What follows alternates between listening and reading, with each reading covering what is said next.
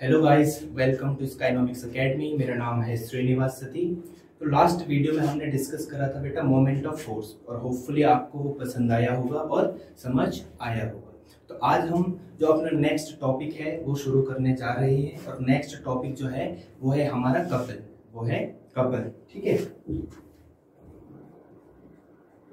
तो चलिए फिर शुरू करते हैं। कपल कपल आपने सुना होगा, ठीक है। तो बेटा इसमें कपल की बात हो रही है, कपल इन फिजिक्स। तो कपल क्या होता है बेटा? कपल होता है pair of force, pair of forces. क्या होता है बेटा? Pair of forces. और वो पेयर ऑफ फोर्सेस कैसे फोर्सेस? इक्वल। इक्वल फोर्सेस कैसे होने चाहिए? Equal. Equal in magnitude and opposite, ठीक है। Opposite, equal, opposite. अपोजिट किसमें बेटा? अपोजिट इन डायरेक्शन और पैरेलल, और पैरेलल, ठीक है। Pair of forces equal, opposite, parallel. कैसे फोर्सेस? इक्वल है, अपोजिट है और पैरेलल है, ठीक है। उन दो फोर्सेस को हम क्या बोलेंगे? कपल। जो कैसे काम कर रहे हैं बेटा? पैरेलल। कैसे काम कर रहे हैं? पैरेलल, ठीक है। कैसे काम कर रहे हैं ये forces? Parallel, equal in magnitude F और एफ, और अपोजिट इन डायरेक्शन। ये एफ हमने लिख दिया है और ये लिख दिया है माइनस एफ, एक इस डायरेक्शन में और दूसरा इसके अपोजिट। आपको बस याद रखना है, यहाँ पर याद रखना है कपल के केस में not acting, not acting, not acting along same line of action, ठीक है। जो कपल होता है, जो फोर्सेस का कपल होता है, वो किस केस में कपल फॉर्म करेगा? जब वो not acting along same line, एक ही लाइन में क्या नहीं करेंगे? एक्ट। अगर उन्होंने एक ही लाइन में एक्ट कर दिया तो बेटा वो क्या नहीं बनेगा? कपल। उस केस में उसको क्या नहीं बोलेंगे? कपल नहीं बोलेंगे, ठीक है। तो कपल क्या होगा बेटा?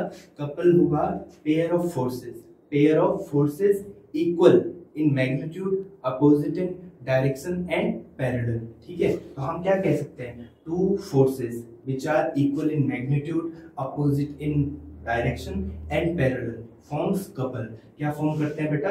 कपल फॉर्म करते हैं, ठीक है। और ध्यान क्या रखना है? ध्यान रखना है not acting along same line. कहाँ इन्होंने एक्ट नहीं करना है? सेम लाइन के अलोंग, ठीक है। बेटा एक एग्जांपल इसकी क्या हो जाएंगे? एग्जांपल इसका हो जाएगा बेटा टर्निंग ए स्टीयरिंग व्हील। इस केस में देखिए बेटा, ठीक है, फोर्स, ठीक है। एक फोर्स ऐसा लग रहा है क्लॉकवाइज और दूसरा लग रहा है एंटी क्लॉकवाइज। तो ये क्या कर रहा है? रोटेट कर रहा है किसको?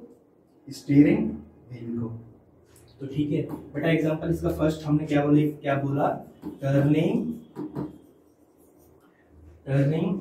अ स्टीयरिंग व्हील, ठीक है। टर्निंग अ स्टीयरिंग व्हील, ठीक है। टर्निंग अ स्टीयरिंग व्हील हो गया। सेकंड हो गया बेटा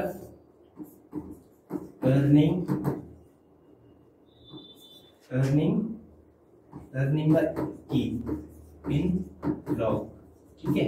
जब भी हम क्या करते हैं लॉक में, जब भी हम लॉक में क्या करते हैं? टर्न करते हैं किसको? की को। तो किसका एग्जांपल है? कपल। वहां पर बेटा क्या काम होता है? कपल, ठीक है। कपल वहां पर काम करता है। अगला एग्जांपल हो गया बेटा ओपनिंग, ठीक है। ओपनिंग और टाइटनिंग, ठीक है। ये तो हम ओपन कर रहे हैं या फिर टाइटनिंग, ठीक है। किसको बेटा? कैप, बॉटल की कैप को ये तो ओपन कर रहे हैं, लूज कर रहे हैं या फिर टाइट कर रहे हैं। तो उसमें भी क्या लग रहा है बेटा? कपल। उसमें भी क्या लगेगा? कपल। तो ठीक है बेटा, डेली लाइफ में एग्जांपल होगी किसके? कपल के। अब हम बात करते हैं बेटा मोमेंट ऑफ कपल। हम लास्ट वीडियो में डिस्कस कर चुके हैं मोमेंट ऑफ फोर्स, ठीक है। मोमेंट ऑफ सिंगल फोर्स, जिसको हम क्या बोलते हैं? टॉर्क। तो वैसे ही हम यहाँ पर बात करेंगे किसकी? मोमेंट ऑफ कपल की। किसकी बात करेंगे बेटा? मोमेंट ऑफ कपल की। तो चलिए फिर सबसे पहले हम कपल क्या होता है? कपल होता है बेटा pair of equal in magnitude, opposite in direction and parallel forces, F और एफ। ठीक है बेटा, दो फोर्सेस, एक रॉड है हमारे पास यूनिफॉर्म मास का। यूनिफॉर्म मास का क्या है बेटा, एक रॉड है, इसका फिक्स पॉइंट है। ठीक है, वो मैंने इसको बना लिया है। ठीक है, ए पॉइंट और बी पॉइंट। यहाँ पर बेटा क्या डिस्कस हो गया, यहाँ पर हमने डिस्कस करा अभी मोमेंट ऑफ कपल। तो मोमेंट ऑफ कपल के लिए हमने पहले क्या करा, मोमेंट ऑफ कपल के लिए एक ए बी हमने यूनिफॉर्म रॉड लिया, यूनिफॉर्म मास का रॉड लिया, उसके एंड पर क्या बना दिया बेटा, दो फोर्सेस बना दिए, पैरेलल एंड इक्वल और अपोजिट इन डायरेक्शन। तो सबसे पहले बेटा हम क्या करेंगे, moment of force, moment of force, moment of force at A about O, ये क्या होगा बेटा, F इंटू ओ ए। क्या हो जाएगा, F इंटू ओ ए। ठीक है, अब फिर करेंगे बेटा हम यहाँ पर moment of force at B about O, about O. क्या हो जाएगा बेटा, F into O B, F into O B. अब यहाँ पर टोटल मोमेंट क्या हो जाएगा, टोटल मोमेंट यहाँ पर हो जाएगा बेटा, टोटल मोमेंट हो जाएगा। और डायरेक्शन इसका मेंशन कर देते हैं, इसका डायरेक्शन क्या होगा, इनका डायरेक्शन दोनों का हो रहा है बेटा एंटी क्लॉकवाइज। कैसा हो रहा है, एंटी क्लॉकवाइज। ठीक है,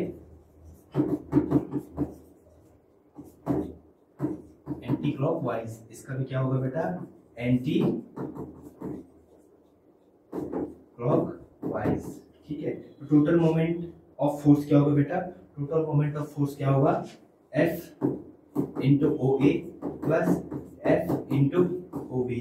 F कॉमन आ गया, F हमने यहाँ पर क्या ले लिया, कॉमन, तो क्या बचा बेटा, O A plus O B, O A plus O B.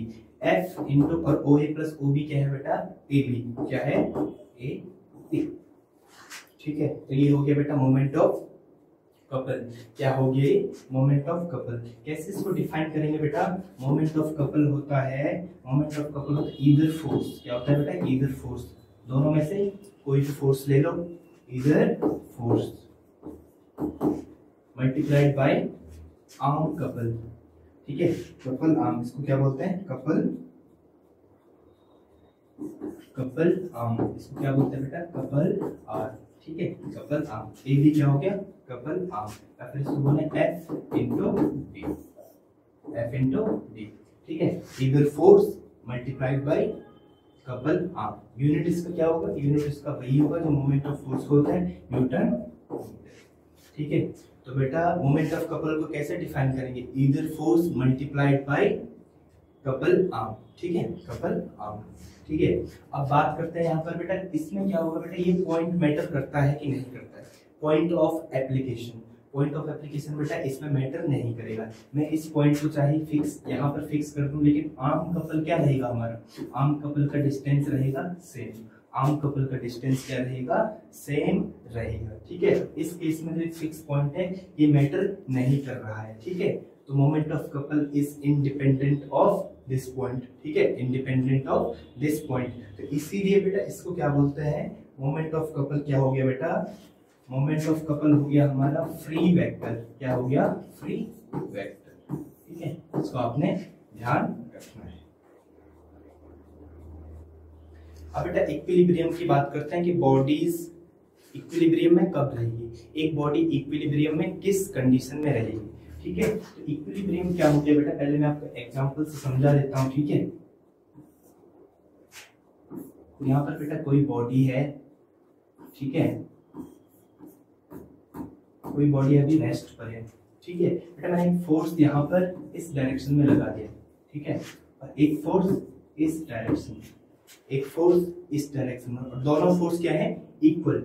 दोनों फोर्स क्या है बेटा, इक्वल। तो इस फोर्स इस कंडीशन में बेटा इसकी पोजीशन में, इसकी स्टेट में, state of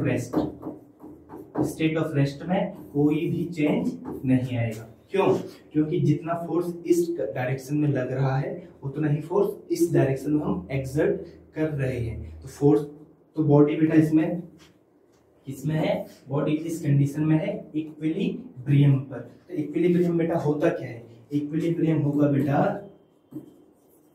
when number of forces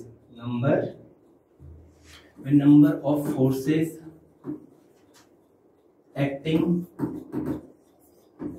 on a body produce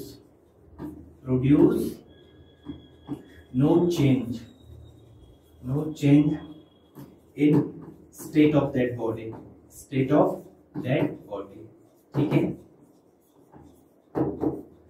ठीक है, जब क्या हो रहा है बेटा, जब हो रहा है कि बहुत सारे फोर्सेस एक बॉडी पर काम कर रहे हैं, बहुत सारे फोर्सेस एक बॉडी पर एक्ट कर रहे हैं, और एक्ट करने के बाद भी वो क्या नहीं कर पा रहे हैं, इस बॉडी के स्टेट ऑफ मोशन को या स्टेट ऑफ रेस्ट को चेंज नहीं कर पा रहे हैं। तो उस केस में क्या होगा बेटा, बॉडी इक्विलिब्रियम में होगी। बॉडी किसमें होगी, इक्विलिब्रियम में होगी। ठीक है, तो इक्विलिब्रियम में बेटा दो टाइप का होता है। इक्विलिब्रियम कितने टाइप का होता है, दो टाइप का, स्टैटिक इक्विलिब्रियम और दूसरा होता है बेटा डायनेमिक इक्विलिब्रियम।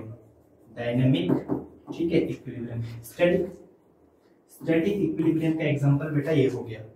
ठीक है, जब कोई फोर्सेस, और कितने फोर्सेस, दो से ज्यादा फोर्सेस या दो ही फोर्सेस, या तो दो से ज्यादा या दो ही फोर्सेस, ठीक है, टू फोर्सेस और मोर देन टू क्या करेंगे बेटा, एक्ट कर रहे हैं एक बॉडी पर, क्या कर रहे हैं, एक बॉडी पर एक्ट कर रहे हैं, और उसकी जो state of motion, state of rest है, उसको क्या नहीं कर पा रहे, चेंज।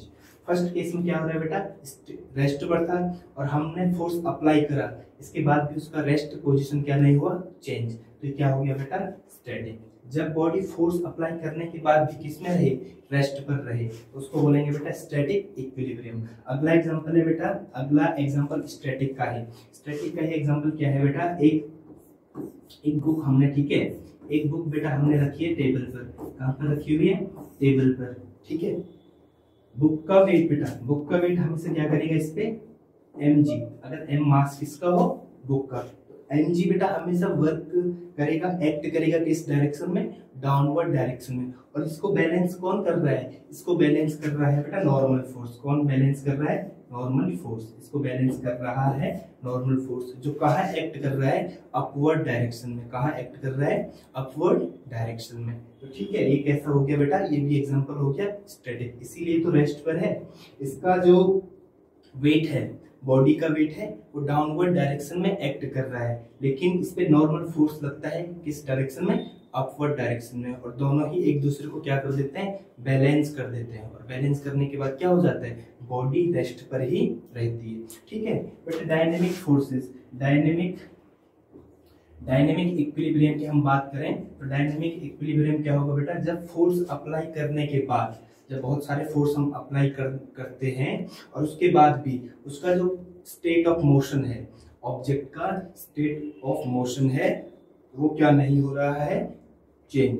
ठीक है, उसको हम बोलेंगे इक्विलिब्रियम ऑफ डायनेमिक। ठीक है, या फिर डायनेमिक इक्विलिब्रियम। तो डायनेमिक इक्विलिब्रियम का एग्जांपल क्या है बेटा, इसका एग्जांपल है रेन ड्रॉप से ले सकते हैं। ठीक है, रेन ड्रॉप, जब भी कोई रेन ड्रॉप बेटा क्या होता है, फॉल कर रही है कांस्टेंट वेलोसिटी से। किससे, कांस्टेंट वेलोसिटी से। ठीक है बेटा, किससे फॉल कर रही है, कांस्टेंट वेलोसिटी से। तो एक तो उस पर एक्ट कर रहा है बेटा कौन, रेन ड्रॉप पर बेटा उसका वेट डाउनवर्ड डायरेक्शन में एक्ट कर रहा है। ठीक है, फोर्स भी वेट ही है, तो वेट क्या कर रहा है बेटा, डाउनवर्ड डायरेक्शन में एक्ट कर रहा है। लेकिन इसमें दो फोर्सेस अपवर्ड डायरेक्शन में एक्ट कर रहे हैं बेटा। किसके फोर्सेस, फ्रिक्शन, एक फोर्स हो गया बेटा फ्रिक्शन किसका बेटा, फ्रिक्शन एयर का, फ्रिक्शन ऑफ एयर। ठीक है, एक हो गया बेटा फ्रिक्शन ऑफ एयर और दूसरा हो गया बुयेंट फोर्स। कैसा फोर्स बेटा, बुयेंट फोर्स। ठीक है, कैसा फोर्स बेटा, बुयेंट।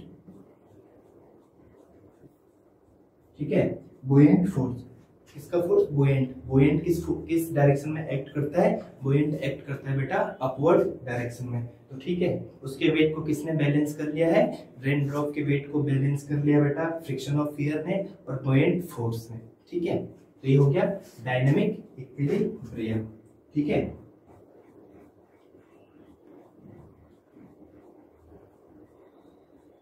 बेटा अब बात करते हैं प्रिंसिपल ऑफ मोमेंट्स पर। ठीक है, तो प्रिंसिपल ऑफ मोमेंट्स पर बात करने से पहले छोटा सा टॉपिक डिस्कस कर लेते हैं। वो होगा बेटा कंडीशन ऑफ इक्विलिब्रियम। क्या हो गया बेटा? कंडीशन ऑफ, ठीक है, कंडीशन ऑफ इक्विलिब्रियम। तो कंडीशन ऑफ इक्विलिब्रियम क्या है बेटा? फर्स्ट तो हम डिस्कस कर चुके हैं, all forces acting on a body.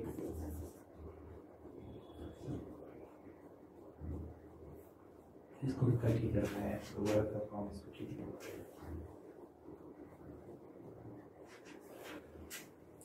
ठीक है बेटा, अब हम बात करते हैं प्रिंसिपल ऑफ मोमेंट्स से। प्रिंसिपल ऑफ मोमेंट्स से पहले अगर हम एक छोटा सा टॉपिक डिस्कस करने जा रहे हैं, वह है बेटा इक्विलिब्रियम की कंडीशन। ठीक है, क्या है? Equilibrium condition. ठीक है, इस केस में हम कहेंगे कि इक्विलिब्रियम हो रहा है। तो फर्स्ट केस क्या है बेटा? Resultant of forces. क्या? रिजल्टेंट ऑफ फोर्सेस, दो से ज्यादा या एक से ज्यादा फोर्सेस क्या कर रहे हैं, वहां पे काम कर रहे हैं, तो उनका रिजल्टेंट क्या होना चाहिए? शुड बी जीरो, है ना? Should be zero. ठीक है, शुड बी जीरो। दूसरा है बेटा इसका कंडीशन, दूसरा कंडीशन क्या है? Algebraic sum. Algebraic sum of moment of forces should be zero। ठीक है, should be zero। इसका मतलब क्या है बेटा? बहुत सारे मोमेंट ऑफ फोर्सेस है, एक बॉडी है, ठीक है, एक बॉडी ऐसे, इस पे ये फोर्स, ये फोर्स, ये फोर्स, ये फोर्स, बहुत सारे फोर्स काम कर रहे हैं। इन सब का जो मोमेंट होगा, इन सब का जो मोमेंट ऑफ फोर्स क्या होगा? उसका एल्जेब्रिक सम, वो भी क्या होना चाहिए? जीरो। ठीक है, नहीं तो क्या हो जाएगा वहां पर? Rotational motion. ठीक है,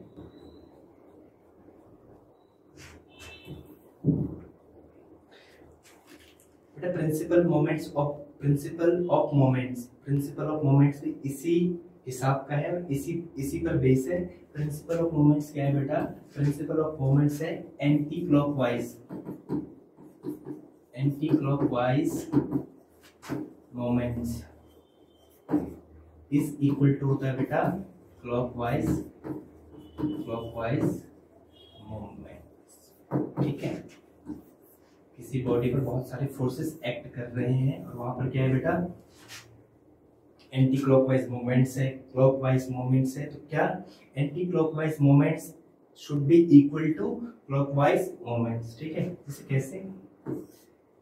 एक यूनिफॉर्म रॉड है बेटा, इसका फलक्रम है, फिक्स पॉइंट है F1 F2। ठीक है, F1 F2। तो बेटा अगर ये A है, ये B है और ये O, तो इस कंडीशन के हिसाब से क्या होना चाहिए बेटा? F1 into perpendicular distance AO is equal to F2 into BO। ठीक है, ये हो गया बेटा प्रिंसिपल ऑफ मोमेंट्स हो गया है। ठीक है बेटा, तो अब हम जो भी हमने अभी तक डिस्कस करा है उसके बेस पे दो क्वेश्चन सॉल्व करते हैं। ठीक है, फर्स्ट क्वेश्चन क्या है बेटा? फर्स्ट क्वेश्चन हमारे पास है, two forces each of magnitude 2 Newton act vertically upwards and downwards respectively at the two ends of uniform rod of length 1 meter which is pivoted at its center. Draw a diagram of the arrangement and determine the resultant moment of forces about the midpoint of the rod. ठीक है बेटा, तो basic सा question है। Question हमारे पास क्या दे रखा है बेटा? क्वेश्चन दे रखा है two forces of equal magnitude. ठीक है, और कहाँ काम कर रहे हैं बेटा? यूनिफॉर्म रॉड, 1 मीटर का यूनिफॉर्म रॉड है। ठीक है बेटा, 1 मीटर का है,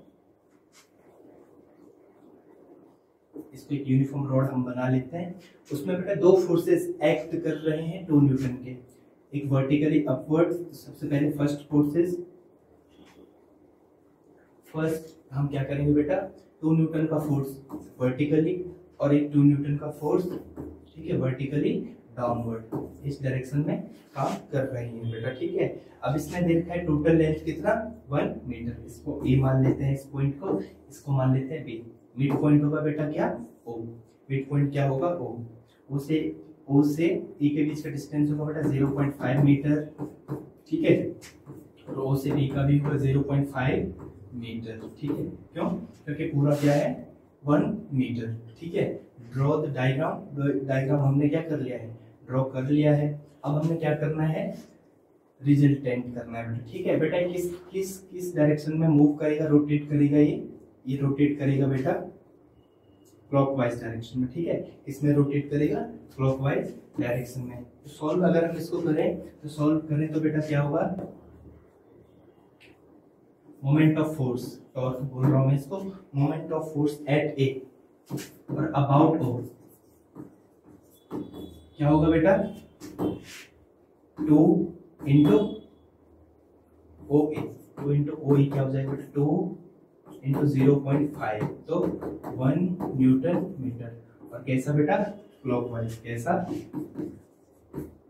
क्लॉकवाइज, कैसा होगा ये देखो बेटा क्लॉकवाइज, कैसा होगा क्लॉकवाइज, ठीक है। दूसरा बेटा torque at B, torque at B about क्या होगा, वही फोर्स कितना है 2 न्यूटन और डिस्टेंस कितना है O B, 2 into O B कितना होगा बेटा 2 इंटू 0.5, ये भी क्या आ रहा है 1 न्यूटन मीटर, ठीक है।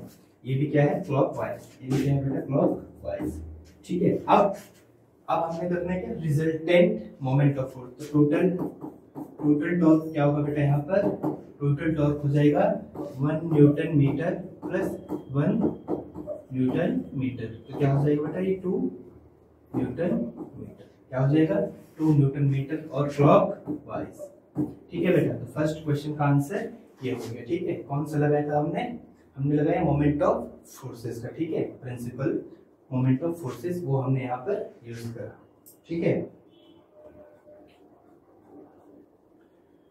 नेक्स्ट क्वेश्चन क्या है बेटा, नेक्स्ट क्वेश्चन है a uniform meter rule rests horizontally on a knife edge at the 60 centimeter mark when a mass of 10 gram is suspended from one end. Draw diagram of the arrangement, ठीक है। उसके बाद हमने 2 question solve करने क्या है, at which end must this mass be suspended, what is the mass of the rule, ठीक है बेटा। तो चलिए पहले एक पार्ट से शुरू करते हैं, ठीक है। एक पार्ट से शुरू करके सबसे पहले क्या है बेटा uniform metre rule, uniform metre rule कर लेते हैं। 1 मीटर है बेटा, ठीक है, 1 मीटर का रूल है हमारे पास। ये रेस्ट कर रहा है बेटा कहाँ पर 60 सेंटीमीटर मार्क पर, कहाँ पर 60 सेंटीमीटर मार्क पर। यहाँ पर कितना हो गया बेटा 60 सेंटीमीटर, ठीक है। कहाँ पर मार्क, कहाँ पर ये रेस्ट कर रहा है 60 सेंटीमीटर पर, ठीक है। अब ये हमसे पूछ रहा है बेटा eight which and must this mass be suspended, ठीक है। एक मास है 10 ग्राम का, इसको हम कहाँ सस्पेंड करें। तो सबसे पहले तो हम यहाँ पर देखें बेटा इस मीटर का कुछ ना कुछ क्या होगा मास, इस मीटर का कुछ ना कुछ क्या होगा मास होगा। हमने इसको मान लिया कैपिटल एम, मास को क्या मान लिया है कैपिटल एम। तो इसका मास भी क्या होगा बेटा मिड पॉइंट पर 50 सेंटीमीटर पर, 50 सेंटीमीटर पर ही क्या करेगा डाउनवर्ड डायरेक्शन में ये एक्ट करेगा वेट इसका, ठीक है एम जी, ठीक है। वेट ऐसे ना टिल्ट करेगा तो इस डायरेक्शन में क्या करेगा, इस डायरेक्शन में एक्ट करेगा एम जी, ठीक है, डाउनवर्ड डायरेक्शन में। अब हमें क्या करना है बेटा, ये कैसा रोटेशन हो गया, ये रोटेशन हो गया बेटा, ये रोटेशन हो गया है एंटी क्लॉक, कैसा एंटी क्लॉकवाइज, कैसा हो गया बेटा एंटी क्लॉकवाइज। अब हमने इसको क्या करना है बैलेंस करना है, अब हमने इसको क्या करना है बैलेंस करना है। तो एंटी क्लॉकवाइज को बैलेंस करने के लिए कैसा रोटेशन या कैसा मोमेंट ऑफ फोर्स लगाएं, तो वो उसका डायरेक्शन भी क्या होना चाहिए, उसका डायरेक्शन होना चाहिए बेटा इसके अपोजिट, इसके क्या होना चाहिए हमेशा इसके अपोजिट होना चाहिए। किसके अपोजिट होना चाहिए, it should be opposite of m g, ठीक है, ये कहाँ काम कर रहा है, एंटी क्लॉकवाइज। और इसको बैलेंस करने के लिए हमें चाहिए क्लॉकवाइज टॉर्क। क्या चाहिए बेटा, क्लॉकवाइज टॉर्क। तो 10 ग्राम को हमें कहाँ सस्पेंड करना है, इस साइड।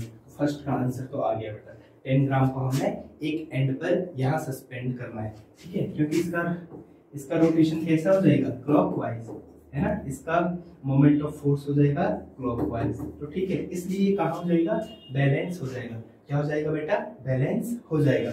अब हमने क्या करना है, सेकंड पार्ट इसका करें, what is the mass of the roll. क्या करेंगे यहाँ पर, मास ऑफ द रोल निकालेंगे, ठीक है।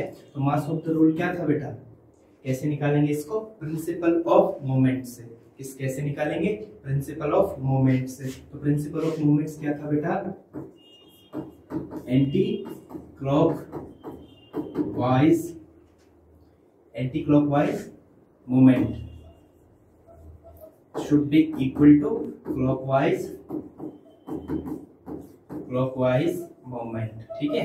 एंटी क्लॉकवाइज क्या हो गया बेटा, एंटी क्लॉकवाइज मोमेंट हो गया किसके इक्वल, क्लॉकवाइज मोमेंट के इक्वल। तो फिर अब देखें एंटी क्लॉकवाइज मोमेंट क्या होगा बेटा, mg, ठीक है। फर्स्ट ये तो फोर्स है, ठीक है, तो mg क्रॉस, अब परपेंडिकुलर डिस्टेंस निकालेंगे बेटा, फिक्स पॉइंट से यहाँ पर, तो 60 माइनस 50, ठीक है, इक्वल टू, फिर क्या होगा बेटा, 10 ग्राम 10g, और फिर 60 से ये 100, ये था 100 सेंटीमीटर। कितना था बेटा, 100 सेंटीमीटर, है ना। 1 metre is equal to 100 centimetre, तो 100 माइनस 60, ठीक है बेटा। तो ये हो गया है mg क्रॉस 10, है ना, is equal to 10g cross 40, ठीक है।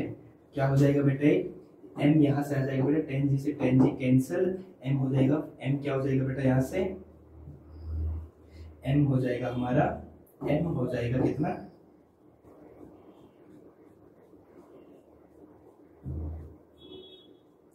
m हो जाएगा 40 न्यूटन, 40 न्यूटन नहीं, इसको 40 कर देना है,